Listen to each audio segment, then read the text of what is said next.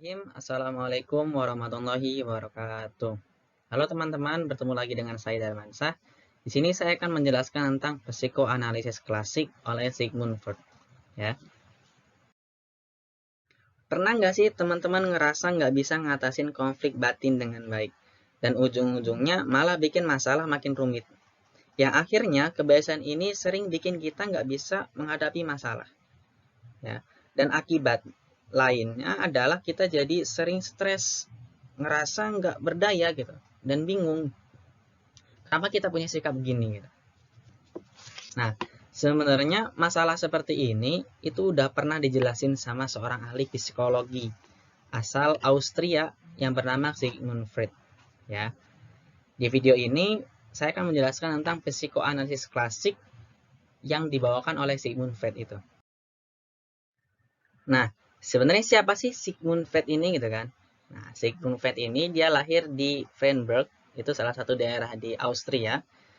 Beliau lahir pada 9 Mei 1856, meninggal di London tanggal 23 September 1939 pada umur 83 tahun. Beliau adalah seorang Australia sudah pasti dan keturunan Yahudi dan pendiri aliran psikoanalisis dalam bidang ilmu psikologi.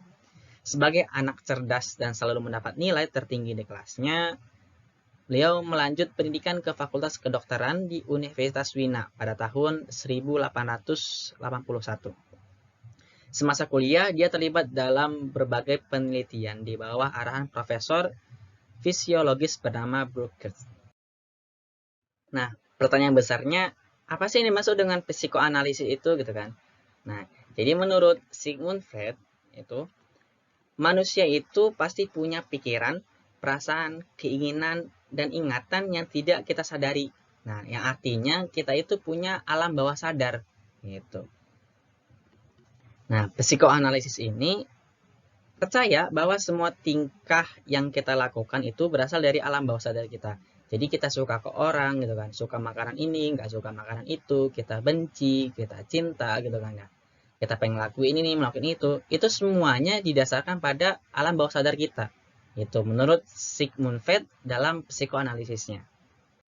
Nah, Sigmund Freud dalam teorinya itu membagi kepribadian manusia itu jadi tiga. Yang pertama id, yang kedua ego, dan yang ketiga superego. Nah, id itu berasal dari kata is, yang artinya es. Kepribadian ini disebut Freud sebagai kepribadian bawaan lahir.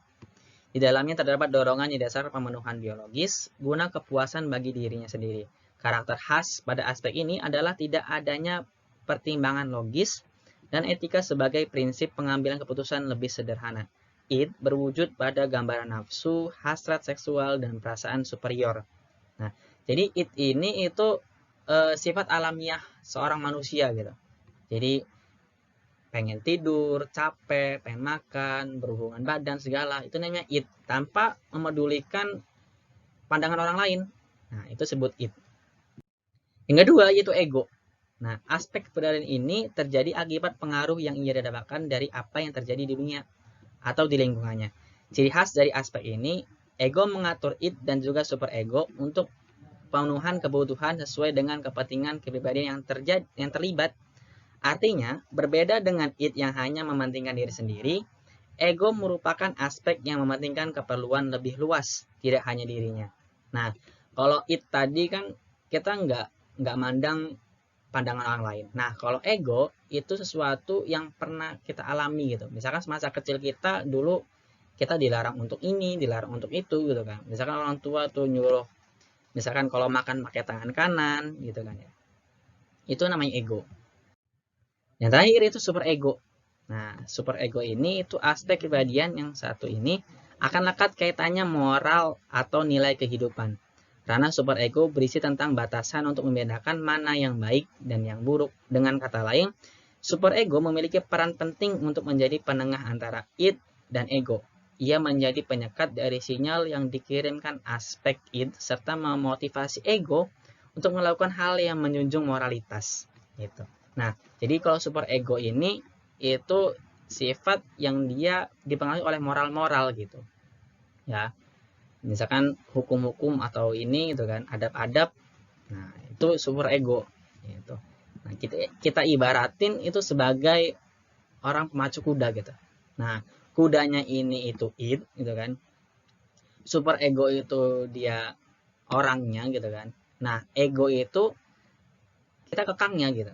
Tali kekangnya itu. Nah, kalau tali kekangnya kita nggak kuat gitu kan, maka si kuda juga nanti akan ini gitu kan, akan ngamuk atau lepas kendali gitu kan. Nah, itu jadi harus saling sinambungan gitu. Makanya ego itu penting banget. Mungkin itu aja dari saya. Kurang lebihnya mohon maaf.